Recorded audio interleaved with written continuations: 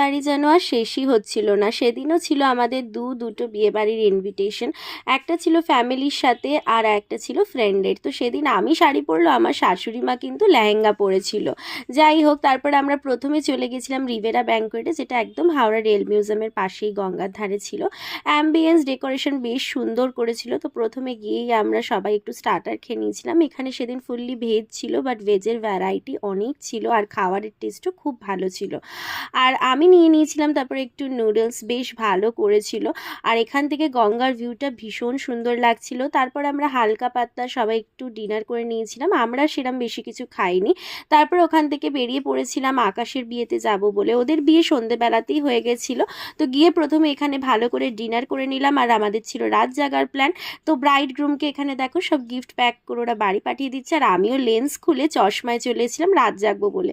ভিডিওটা ভালো লাগলে চ্যানেলটা সাবস্ক্রাইব করে লাইক